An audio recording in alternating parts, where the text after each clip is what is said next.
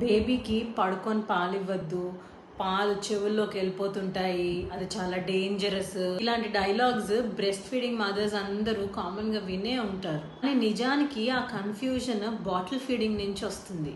Bottle feed చేసే బేబీస్ని మనము పడుకోబెట్టి ఫ్లాట్గా బాటిల్ ఇస్తున్నట్టయితే కనుక ఒక్కొక్కసారి మిల్క్ పూల్ అయ్యి మిడిల్ ఇయర్ని రీచ్ అయ్యే ఛాన్సెస్ ఉంటాయి. దానివల్ల వాళ్ళకి ఎక్కువ ఇయర్ ఇన్ఫెక్షన్స్ కూడా కలుగుతుంటాయి. కానీ డైరెక్ట్గా బ్రెస్ట్ ఫీడ్ చేసే పిల్లలకి ఆ ల్యాచ్ కానీ ఆ అనాటమీ కానీ అన్ని టోటలీ డిఫరెంట్గా ఉంటాయి బాటిల్ ఫీడింగ్తో కంపేర్ చేస్తే.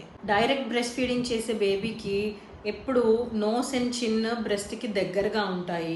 మిల్క్ ఫ్లో అనేది కంట్రోల్డ్గా ఉంటుంది. అండ్ ఆ కంటిన్యూస్ సకింగ్ మూమెంట్స్ వల్ల ear canal is well protected. In fact exclusive breast feeding వల్ల ఇయర్ ఇన్ఫెక్షన్స్ వచ్చే ఛాన్సెస్ కూడా తక్కువ ఉంటాయి చాలా.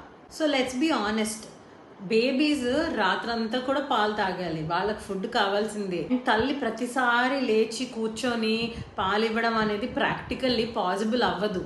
వాళ్ళకి రెస్ట్ కావాలి, రికవర్ అవ్వాలి. So lying down breast feeding or side lying breast feeding ear infections కి దారి తీయదు. In fact breast feeding is protective for ear infections. ఏ పొజిషన్లో పాలిస్తున్నా లాచ్ అనేది కరెక్ట్గా ఉందా లేదా అని చెక్ చేసుకోవాలి.